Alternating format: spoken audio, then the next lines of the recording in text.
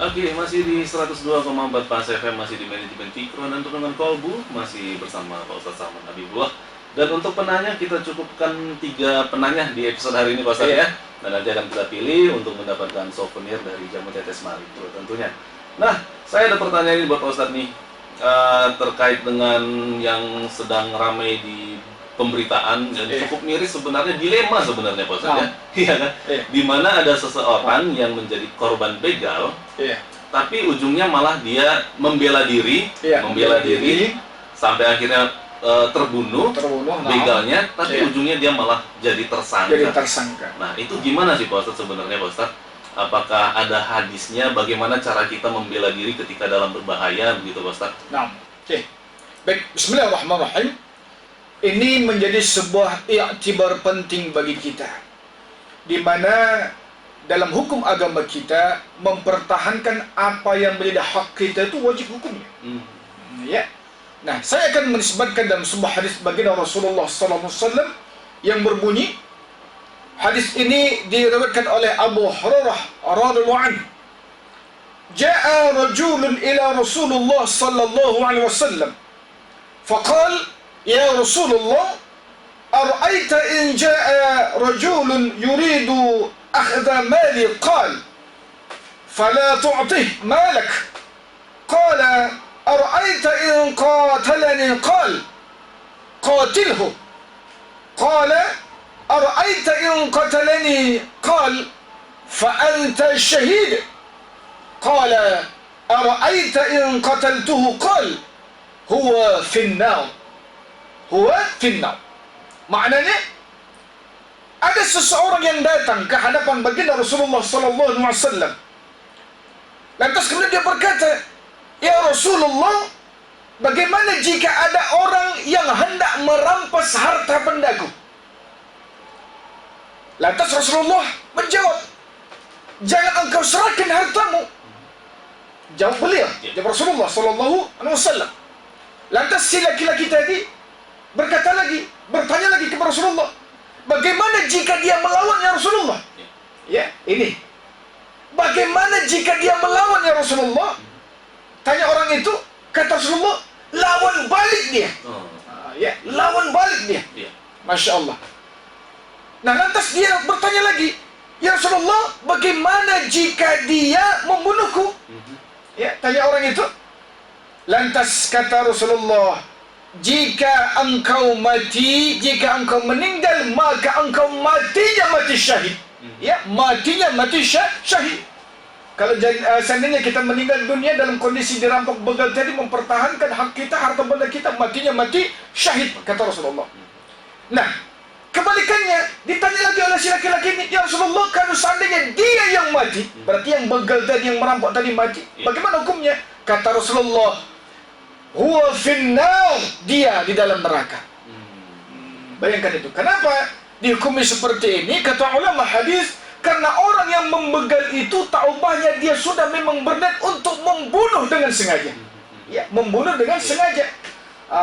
Karena dia sudah memprediksi nih, kalau seandainya bisa dirampas harta tadi, pasti akan dipertahankan oleh sang pemilik tadi, kan begitu. Dan pasti akan melawan, konsekuensinya mau nggak mau saya harus membunuh. Pasti sudah ada niat membunuh, menyiapkan senjata tajam pasti.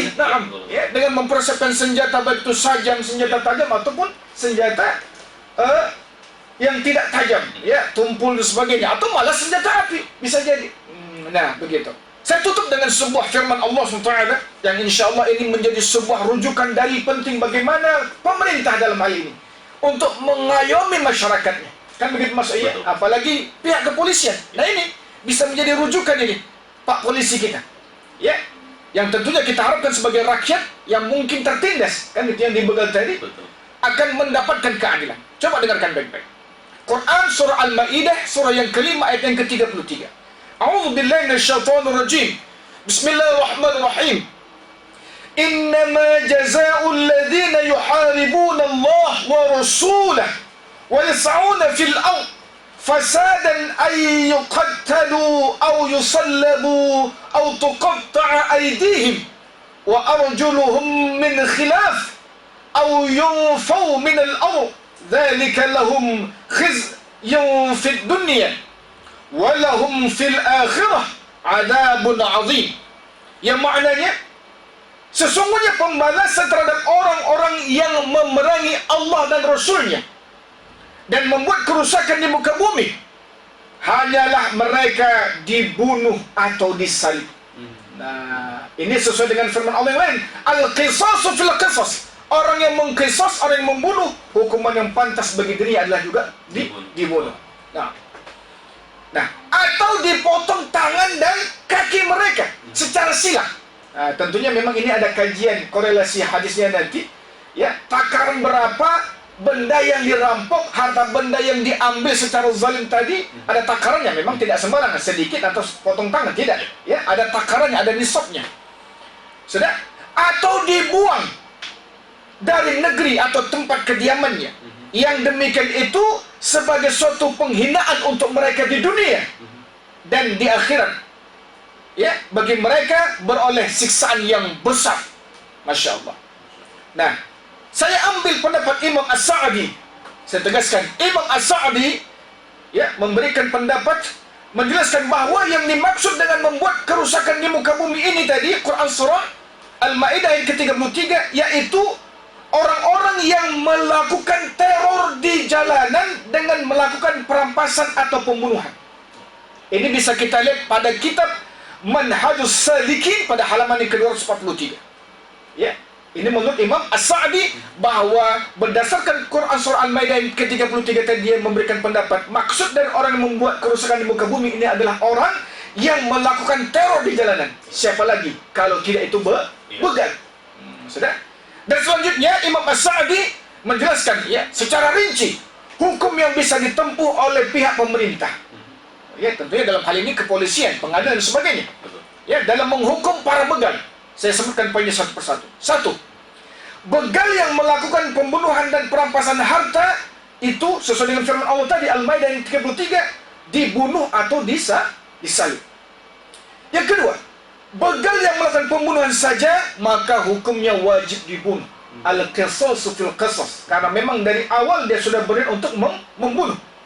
Yang ketiga, begal yang hanya merampas harta, maka hukuman yang lain bagi dirinya adalah dipotong tangan kanannya. Ini mengawali hukum had namanya, ya, hukuman terhadap tubuh. Ya, tangan kanannya sampai kepada pergelangan dan dipotong kaki kirinya sampai kepada pergelangannya. Nah, tapi ini tentunya ada kaidah. Ya, nanti yang kita sebutkan tadi ada korelasi dengan hadis, takaran berapa, nisab berapa, dia kemudian jatuh hukumannya untuk dikenai hukum had, potong tangan. Ya. Yang terakhir, begal yang menteror dan menakut-nakuti orang lain dipenjara. Ya, ini dalam konteks dia hanya menakut-nakuti. Ya, meneror saja, tidak sampai kepada tindakan perampasan dan pembunuhan. Ya, kitab Manhajus Salikin pada halaman 243, ini pendapat Imam As-Sa'di. Sekali lagi saya tegaskan, pendapat Imam As-Sa'di berdasarkan penafsiran kepada Quran Surah Al-Maidah ayat ke-33. Maaf, Al-Maidah ayat yang ke-33. Jadi tegas. Ya. Membela hak kita yang berupa harta benda yang dirampas tadi itu wajib hukumnya. Bagi orang yang memang jelas meniatkan dirinya untuk membegal, maka ketika terjadi pembunuhan, maka hukum yang lain baginya adalah al-qisas fil qisas, hukum bunuh dengan bunuh. Jadi rasanya tidak pantas. Ya, ini tentunya berlawanan dengan hadis Rasulullah. Kenyataan yang kita hadapi bahwa ada masyarakat kita, rakyat kita yang ketika dia dibegal sementara dia mempertahankan dirinya, dia pula malah dijadikan tersangka. Allahu Akbar. Ya, jadi seolah-olah ya gimana hukum kita ini, letak keadilannya. Jadi kita harapkan ya kepada Bapak Polisi kita sebagai umat Islam dalam hal ini sudah memberikan masukan. Ya, jangan takut. Ada hadisnya, ada ayatnya, ada firman Allah. Ya, dengan tegas bahwa orang yang membela harta bendanya ketika dia dibegal, ya, kalau seandainya yang terbunuh itu si begalnya, maka kata Rasulullah jelas, huwa finnar, dia di neraka. Sedangkan orang yang dibegal, korbannya jika dia terbunuh, fawa syahid. Nah, itu dia, Mas. Oke, terima kasih Pastor. Jadi sudah sangat jelas sebenarnya jelas di sekali. agama kita dibahas. Jelas sekali, ya. Jadi mudah-mudahan sih pemerintah, kepolisian, pengadilan bisa mengambil sikap, memutuskan dengan seadil-adilnya. Itu yang kita harapkan. Iya. Seadil-adilnya. Betul sekali. Oke, baik. Terima kasih buat Pak Ustadz. Terima Ya, kasih sama-sama. buat Sobat Pas semuanya yang sudah mendengarkan, yang sudah ikut interaktif, sudah ikut tanya jawab. Terima kasih banyak. Dan kita akhiri pertemuan kita kali Ya. ini, Pak Ustadz. Silakan ditutup oleh Pak Ustadz. Oke, baik. Alhamdulillah. Sebelumnya afwan, ya, maaf kita kepada pendengar setia kita agak sedikit terlambat tadi kita mengawalnya ya. Biasalah di jalan macet dan sebagainya. Mohon dimaafkan dan kepada Allah sama-sama kita mohon ampun insyaallah. Setiap Ramadan ini ya Mas Oye, Ya. kepada pendengar setia sekalian, insyaallah kita kembali mengudara ya, tambahan jam tayang kita insyaallah di momentum Ramadan ini setiap hari Ahad Minggu. ya, hari Minggu jam 5 sore. Kita harapkan partisipasinya untuk berinteraksi aktif kepada kita melalui ya WA ataupun Facebook dan sebagainya. Demikian, ya semoga bermanfaat apa yang telah kita bahas menjadi ilmu bagi kita dan dapat kita amalkan dalam hidup dan kehidupan kita. Amin. Allahumma amin ya rabbal alamin.